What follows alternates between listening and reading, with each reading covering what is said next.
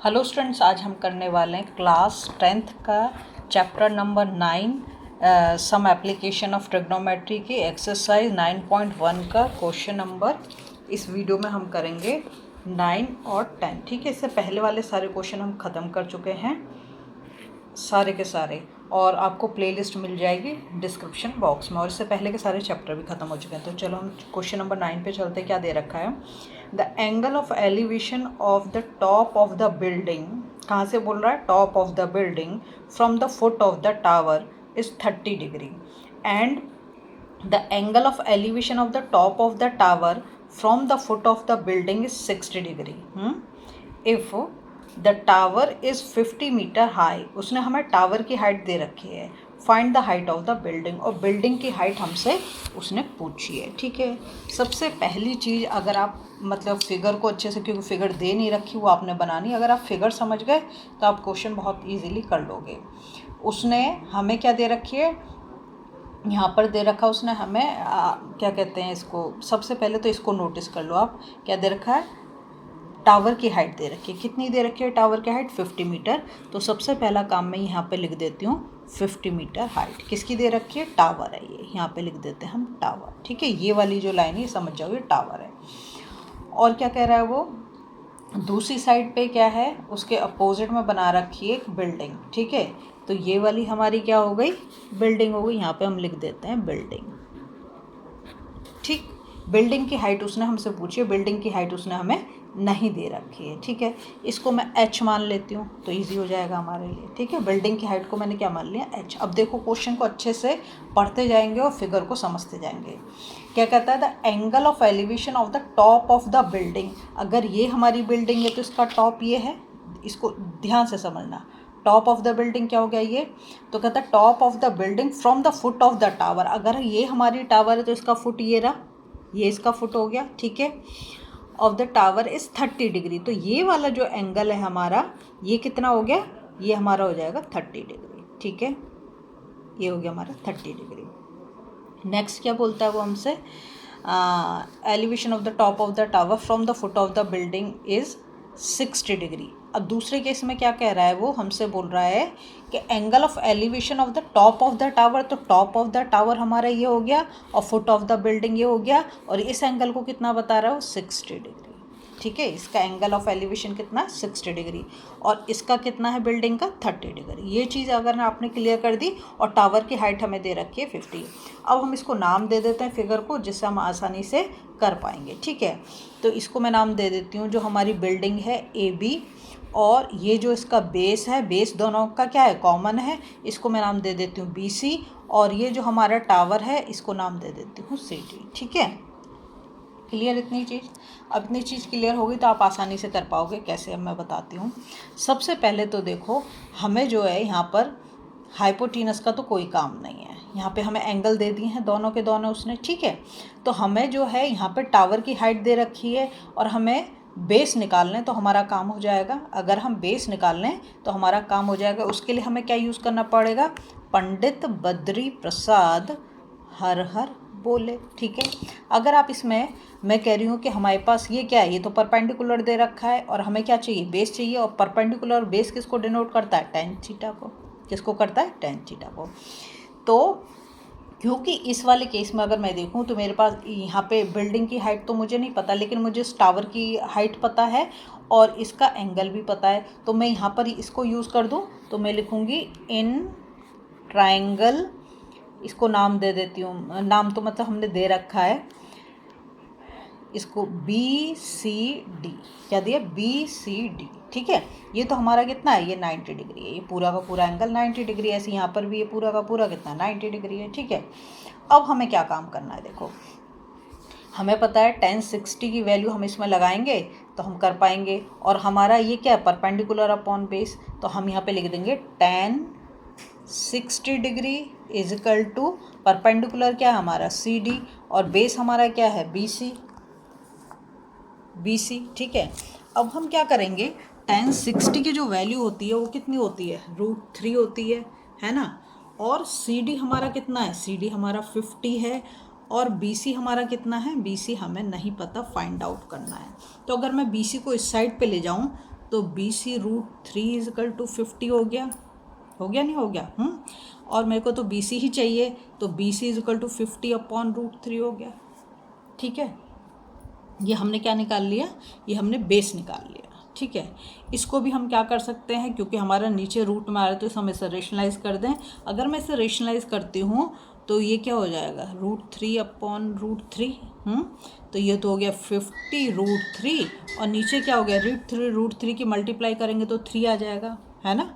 तो हमारा ऐसे इतना मीटर हमने क्या निकाल लिया? बेस निकाल लिया।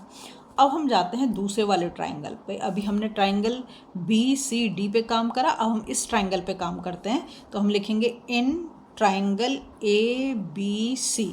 जब हम ट्राइंगल ABC की बात कर रहे हैं तो यहाँ पर हम एंगल को किसको लेना है? इसको एंगल 30 डिग्री को लेना है। और यहाँ पर भी क्या हमारे पास हाइट हमें पता करनी है, हाइट हमारे पास नहीं है और बेस हम निकाल चुके हैं, तो हम आराम से कर सकते हैं। हाइट को हमने h मान लिया, AB इजकल टू h मान लिया। ठीक है, तो अब हम जब इसको करेंगे ट्राइंगल ABC को, तो हम क्या लिखेंगे? tan, क्योंकि यही परपेंडिकुलर अपन बेस चाहिए, तो tan 30 degree is equal to AB/BC, है ना? और tan 30 की वैल्यू कितनी होती है? 1/√3। और AB हमारा कितना है? AB हमारा हमने h, यहाँ पे h मान लिया, बिल्डिंग की हाइट जो है। ठीक है, और BC हमारा कितना है? BC अभी हमने निकाला है 50√3/3। ठीक है, आप अच्छे से जानते हो, जब हम किसी उसको जैसे समझो यहाँ पे ऐसे दे दे 1/3/2, तो क्या करोगे आप? 1 × 2/3, तो पीछे वाला जो फ्रैक्शन होता है उसको हम रेसिप्रोकल कर देते। तो सेम चीज़ हम यहाँ पे करेंगे।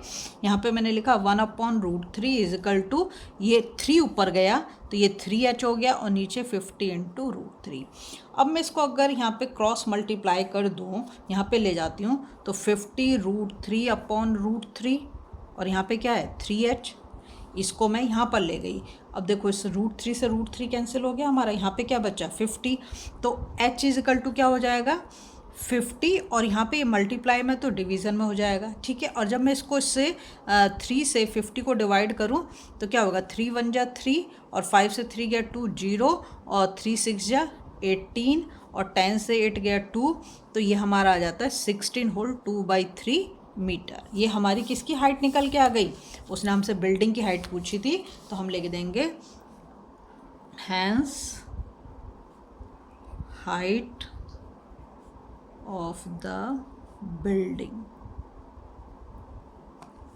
Is equal to 16 whole 2/3 metre. ठीक है, तो हमारे इस तरीके से क्वेश्चन होगा। अगर आप फिगर समझ जाते हो फिर कोई प्रॉब्लम नहीं है, जैसे जैसे वो फिगर में बोल रहा है वैसे वैसे आपने करना है। ठीक है, अब आते हैं हम क्वेश्चन नंबर 10 पर। देख लो क्वेश्चन नंबर 10 में क्या दिया है? 2 poles of equal heights are standing opposite each other. एक दूसरे के अपोजिट बोल दिया। पहली बात ये समझ लो, 2 poles of equal height, height कैसी दे रखी है उसने हमें? इक्वल दे रखी है दोनों की। ठीक है, each other on either side of the road, बीच में रोड जा रही है, विच इज़ 80 मीटर वाइड। तो जो रोड की वो दे दी, विड्थ दे दी, वो 80 मीटर दी। From a point between them on the road, road के बीच में से बोल रहा है वो, बीच में मतलब बिल्कुल एग्जैक्टली बीच में नहीं, रोड की जो विड्थ है 80, उसके कहीं। ठीक है, the angle of elevation of top of the poles are 60 degree and 30 degree. ठीक है, रेस्पेक्टिवली। तो पहला 60, दूसरा 30। Find the height of the poles and the distance of the point from the poles. ठीक है, तो हमें इसमें काफ़ी कुछ करना पड़ेगा, क्वेश्चन इतना आसानी से नहीं होगा, पर तुम समझो, पहले समझ जाओ। क्या बोला उसने? 2 पोल्स, तो एक पोल मेरा ये हो गया, ये भी मेरा एक पोल है, और ये भी मेरा पोल है। ठीक है, दूसरी चीज़ को करा इक्वल हाइट, तो मतलब ये वाला पोल इस वाले पोल की हाइट के है, दोनों के इक्वल हाइट्स दे रखी है। स्टैंडिंग अपोजिट, ये इसके अपोजिट पे खड़ा है। Each other on either side of the, ये बीच में से जो है ना, ये हमारी रोड जा रही है, बीच में से क्या जा रही है? Road, which is 80 meter wide. इस पूरी यहाँ से लेके यहाँ तक जो है रोड की लेंथ हमें दे दी है 80 meter. From a point between them, यहाँ पॉइंट है कहीं, रोड के बीच में कहीं पर पॉइंट है, मैंने इस पॉइंट को ले लिया कि ये वो पॉइंट है। On the road the angle of elevation of the top of the poles are एक जगह वो बोला है 60 डिग्री और एक जगह वो बोल रहा है 30 डिग्री, ठीक है। Respective find the height of the poles, तो एक तो हमें हाइट पता करनी है दोनों पोल्स की, जो कि सेम ही होगी क्योंकि वो बोल रहा है कि सेम है, and distance of the point from the poles, और उसकी डिस्टेंस भी हमें पता करनी है, ठीक है। तो अब हम इसमें पहले सारी चीज़ों को नाम दे देते हैं तो उससे हमें आसानी हो जाएगी। तो ये मान लेते हैं हम ए, ये हमारा बी, ये हमारा सी और ये हमारा डी, ठीक है। पोल की हाइट ये भी है, ये भी हाइट, ये तो दोनों कैसी हैं, इक्वल हैं। एक एंगल उसने हमसे बोला है, पहला वाला जो एंगल बोल रहा है वो बोल रहा है 60 डिग्री और दूसरा वाला 30, तो इसको हमने 60 डिग्री ले लिया और इसको हमने 30 डिग्री ले लिया, ठीक है। ये भी हमने कर लिया। अब देखो उसने टोटल डिस्टेंस जो है दोनों के बीच की वो 80 मीटर बताई है। तो यहाँ पर अगर मैं इसमें से किसी मतलब एक को तो मेरे को x लेना ही पड़ेगा, तो मैं इस वाले पार्ट को यहाँ से लेके यहाँ तक का जो पार्ट है हमारा, इसको मैं x मान लेती हूँ। तो ये फिर हमारा बड़ी आसानी से क्या हो जाएगा, ये वाला पार्ट हो गया 80 माइनस एक्स। भाई ये टोटल लेंथ जो है यहाँ से लेके यहाँ तक, ये पूरी की पूरी अगर मैं यहाँ से पूरा यहाँ तक देखूँ तो ये कितनी है, ये 80 मीटर है। अगर ये x है तो 80 से अगर हम x को माइनस कर दें तो ये हमारा पता चल जाएगा, ठीक है। चलो शुरू करते हैं अब हम। तो जो जो चीज़ें उसने पहले हमें बोल रखी है कि ए बी सी डी, तो दोनों पोल कैसी है, हाइट सेम है, तो लिख देते हैं let A B equal to C D equal to, उसको हम h मान लेते हैं क्योंकि हमें हाइट निकालनी है, ठीक है। बी सी जो है हमारा, बी सी टोटल पूरा का पूरा बी सी कितना दे रखा है, 80 मीटर का दे रखा है। और सी ई इस पॉइंट को हम ई ले लेते हैं, इसी से लगा देते हैं सी ई, ठीक है। सी ई इजिकल टू हमारा x मीटर है, इसको हमने मान लिया, ठीक है। तो बी ई कितना हो जाएगा, बी ई ये वाला, ये क्या हो जाएगा 80 माइनस एक्स। देखो ऐसे अगर आप लिख दोगे ना तो आपको आसानी हो जाएगी क्वेश्चन को करने में। अब हम दो ट्राइंगल दे रखे हैं, दोनों ट्राइंगल में तो हम करेंगे इन ट्राइंगल, हाइट हमारे पास इसकी भी नहीं है, हाइट हमारे पास इसकी भी नहीं है, ठीक है। अब हम करेंगे in triangle C D E, मतलब ये वाला ट्राइंगल लिया है, सी डी ई ये वाला ट्राइंगल ले लिया, ठीक है। तो सी डी ई में जो है हमारा परपेंडिकुलर अपॉन बेस, फिर हम यहाँ पे लिख देंगे पंडित बद्री प्रसाद हर हर बोले, है ना। पंडित बद्री प्रसाद हर हर बोले तो हमने कर दिया। तो हम क्या ले रहे हैं, परपेंडिकुलर और बेस, तो ये क्या है हमारा tan थीटा है ना। तो हम लिख देंगे इन ट्राइंगल सी डी ये हमारा परपेंडिकुलर अपॉन बेस, बेस क्या हमारा सी ई, ठीक है। और इसको हमने ऊपर लिख दिया है कि ये पोल की हाइट क्या ले रहे हैं, हम h ले रहे हैं, और सी ई क्या हो गया हमारा x हो गया, ठीक है। तो ये हम लिख देंगे कौन सा एंगल, ये वाला एंगल कितना है 30 डिग्री, तो tan 30 degree equal to h upon x हो गया। और tan 30 की वैल्यू कितनी है 1/√3 equal to h upon x, है ना। तो x की वैल्यू हम निकालें तो x इजिकल टू क्या हो गया हमारा √3h हो गया। भाई इसको इससे मल्टीप्लाई कर दिया तो ये हमारा आ गया, x की वैल्यू आ गई √3h, ठीक है। अब हम जाते हैं दूसरे वाले ट्राइंगल पे, तो हम लिखेंगे इन ट्राइंगल, दूसरा वाला ट्राइंगल हमारा क्या हो गया ए बी ई। देखो ए बी ई ये वाला मैंने ट्राइंगल ले लिया, ठीक है। राइट एंगल किस पर है, ये एंगल बी पर है, और ये कितना है 60 डिग्री। तो हम यहाँ पर, हमें यहाँ पर भी क्या चाहिए, हमें यहाँ पर ये एक तो परपेंडिकुलर चाहिए और बेस चाहिए। तो हम लिख देंगे tan, इसका एंगल कितना है 60 डिग्री, तो tan 60 डिग्री इजिकल टू यहाँ पे लिखेंगे A B upon B E, और ए बी हमारा हमने h मान लिया है और बी ई हमने लिख दिया यहाँ पर 80 माइनस एक्स, ठीक है। ये सब काम हमने कर दिया। अब हम क्या करेंगे नेक्स्ट काम, देखो √60 की वैल्यू कितनी होती है, √60 की वैल्यू होती है रूट बोल रहे हैं, tan 60 की वैल्यू कितनी होती है √3, और ये कितना है हमारा h अपॉन 80 माइनस एक्स। तो इसको अगर हम इधर निकल ले जाएं तो हमारा काम हो जाएगा, मतलब √3 से हम 80, क्योंकि यहाँ डिवीज़न में तो इधर जाके क्या होगा मल्टीप्लाई होगा इजिकल टू h, ठीक है। अब इसको हम इसके अंदर मल्टीप्लाई करेंगे तो h इजिकल टू कितना हो गया 80√3 माइनस x√3। √3 से इन दोनों को मल्टीप्लाई कर दे, बीच में माइनस का साइन है, माइनस का साइन लगा दिया, ठीक है। नेक्स्ट काम हम क्या करेंगे, देखो अब हम h पे जाते हैं तो हम इसे x की फॉर्म में ले लें। अगर हम इसे x की फॉर्म में लें तो कैसे लेंगे, x की फॉर्म में हम लेने के लिए इसको कर देंगे, ये तो हमने कर लिया, √3 है ना। तो ये हमारा x√3 equal to 80√3 minus h। और x हमें लेना है तो हम क्या कर देंगे इसमें 80√3 माइनस h, और यहाँ पे ये मल्टीप्लाई में है, √3 तो नीचे आके किस में आ जाएगा, डिवीज़न में आ जाएगा, ठीक है। नेक्स्ट काम हम क्या करेंगे, अब हम कर देंगे इसमें √3h कैसे करेंगे, देखो यहाँ पर हमने x की वैल्यू निकाल ली है ना, और ये हो गया हमारा, हाँ इसको अगर हम इससे मल्टीप्लाई कर दें, मतलब इसको क्या कहना चाहिए, नीचे तो रूट नहीं लेके आ सकते, तो ऊपर नीचे हमें किससे करना पड़ेगा, मल्टीप्लाई करना पड़ेगा इसको, ठीक है। हम जो है ना x की वैल्यू ऑलरेडी यहाँ पे हम कर चुके हैं, x इजिकल टू √3h। तो अगर मैं यहाँ पर x की जगह पे √3h पुट कर देती हूँ तो क्या हो जाएगा 80√3 माइनस h अपॉन √3।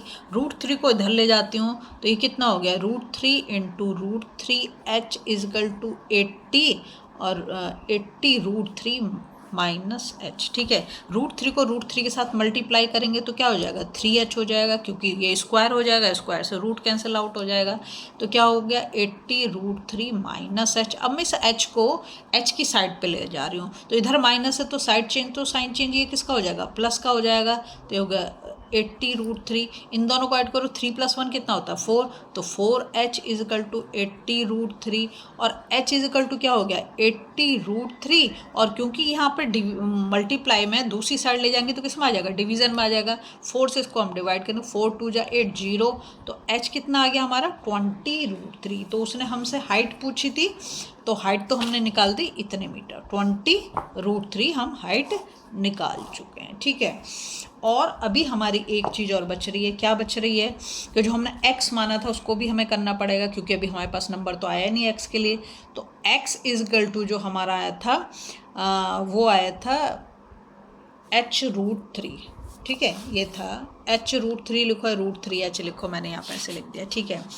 अब तो लेकिन हमें h की वैल्यू पता चल गई है, तो हम उस h की वैल्यू क्या है यहाँ पे निकालें ना, 20√3 इंटू √3, तो क्या हो जाएगा, ये हो जाएगा 20 और √3 के साथ मल्टीप्लाई करेगा तो 3, तो ये कितने आ गए 60। तो डिस्टेंस जो है जिस पॉइंट पे वो मिला ये हमारी कितने हो गए 20। इसको हम लिख भी सकते हैं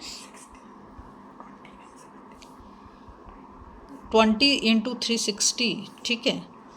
अब हम इसको क्या लिखेंगे, हैंस डिस्टेंस